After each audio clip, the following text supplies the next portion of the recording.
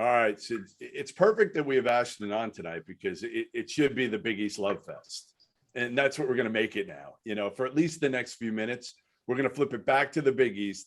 It's not the old Big East, Ashton. Like I still miss the Big East you played in because this one's a little bit different. It just doesn't have quite the same feel. But tonight, listen, big win for Xavier.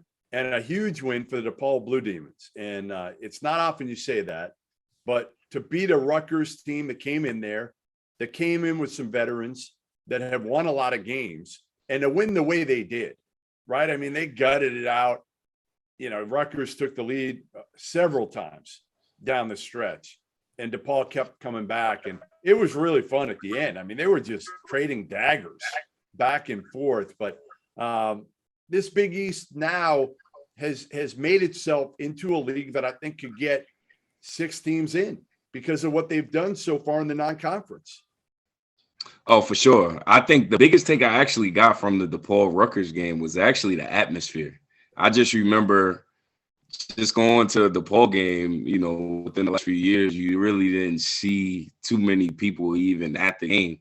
So that's just a big take in itself. Is just getting fans, getting that city excited to see basketball overall. So, but overall for the Big East, that's a huge win.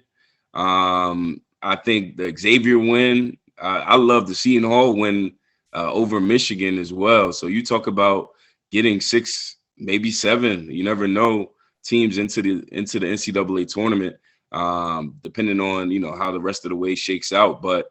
I think from top to bottom, the Big East is going to be really good. It's obviously not what it was. I might be a little biased, but no, you're right. I think just getting just the atmosphere of the Big East, especially in the non-conference, you look at a DePaul, that type of atmosphere against a Rutgers basketball team. Who would have thought that to have that atmosphere on conference? That's really what I got from it. Yeah, and congrats, Tony Stubblefield. Rookie head coach that a lot of people listen when Dwayne Peavy, the AD at DePaul, was going through the process kind of the first time around. Stubblefield wasn't really on the radar. It was Kenny Payne, and he turned it down, making $1 million a year, whatever he's making right now with the Knicks as an assistant coach.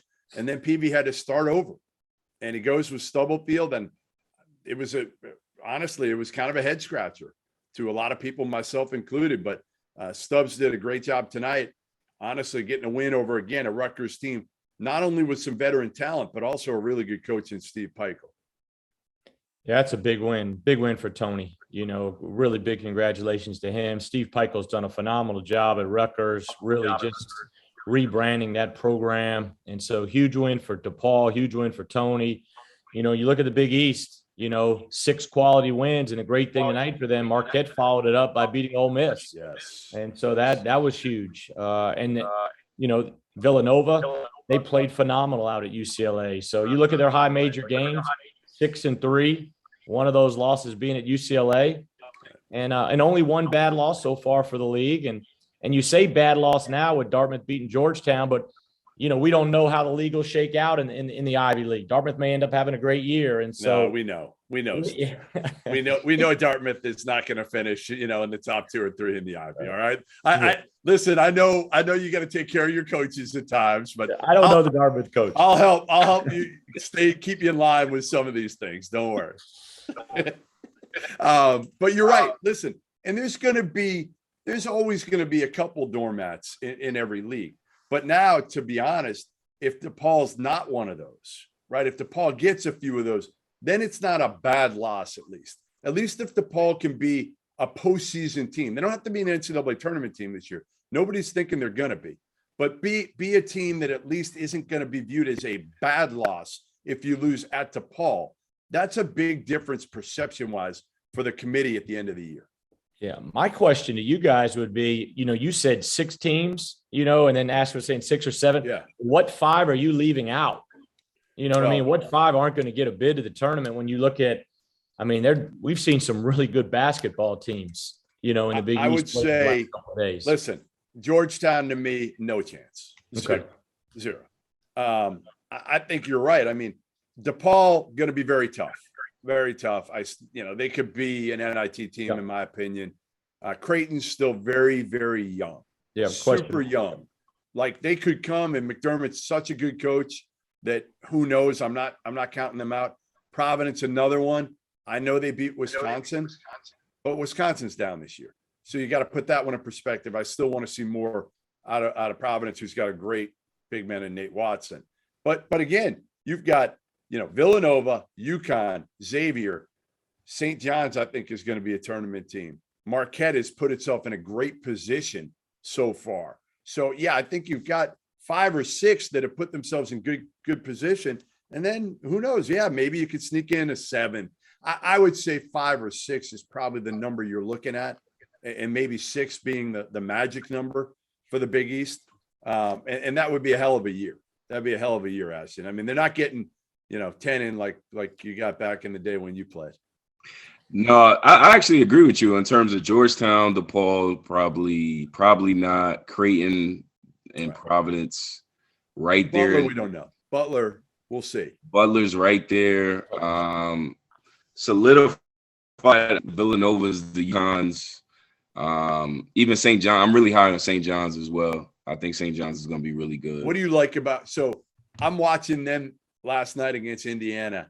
I love Champagny. I absolutely love him. He is just so smooth. He's the perfect, versatile forward that everybody likes these days in the league.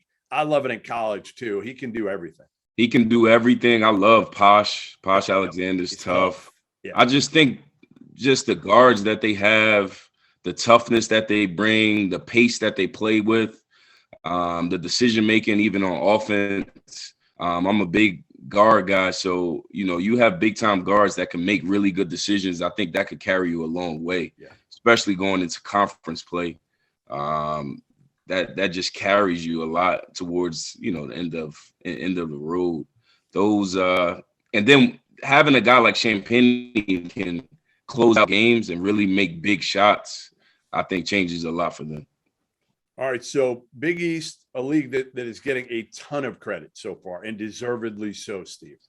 Give me another league that's kind of gotten off to a really good start, and it's going to pay dividends for them when the conference season starts, and certainly, when NCAA tournament committee, selection committee, meets and starts going through all the resumes.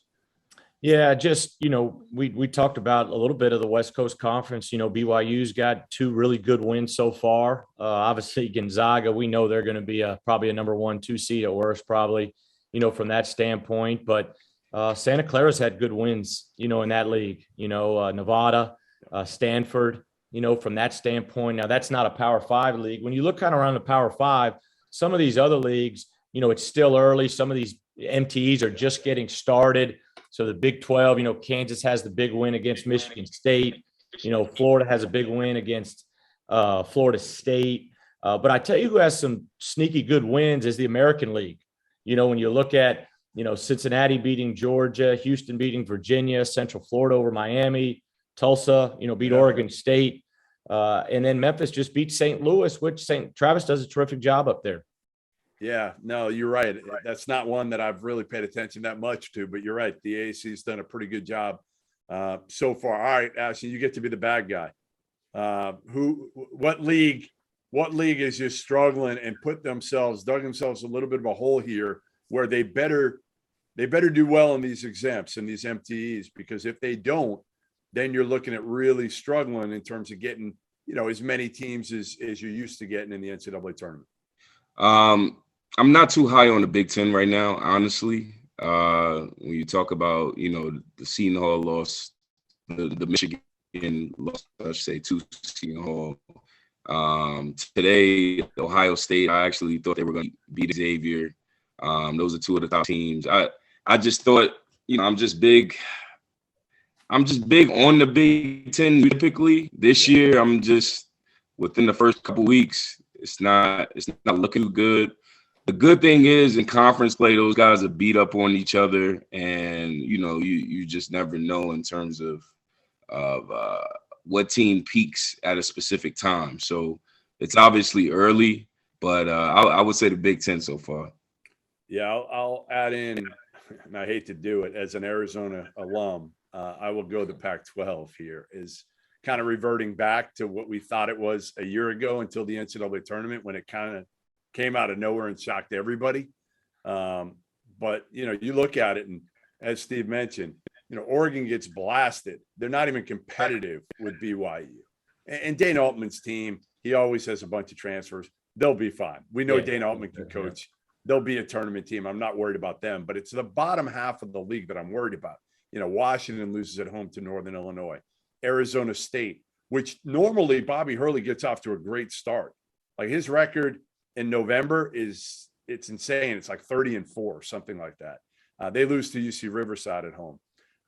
Cal loses a couple, and I think they lost tonight as well. Stanford, as you mentioned, Santa Clara, Oregon State to Iowa State, and Tulsa. So I think the Pac-12 really doesn't have a resume win other than UCLA over Villanova. And we know UCLA is going to be really good. Arizona hasn't really played anybody yet. I think they'll be fine. But you really need UCLA, Arizona have to kind of carry the torch. We've said this for years for the league, and Oregon has kind of joined the fray. Those three are kind of the trio that needs to be really good, and then maybe pull along a couple others that beat them in Pac-12 play and get those resume wins. And it's going to put some pressure now on Oregon and Arizona, because a lot of these other teams really haven't done their part so far. And again, Steve, it's early. I get it's early. We're only 10 days into the season or so. But am I overreacting or not?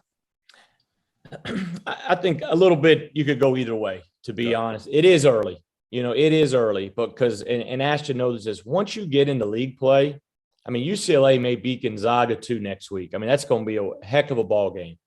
But when they get into league play, and I'm not sure if the Pac-12, they may start a couple games in December now. Yeah. But when they get into full force league play, and they're playing Arizona State twice and Arizona twice, they're going to get beat some.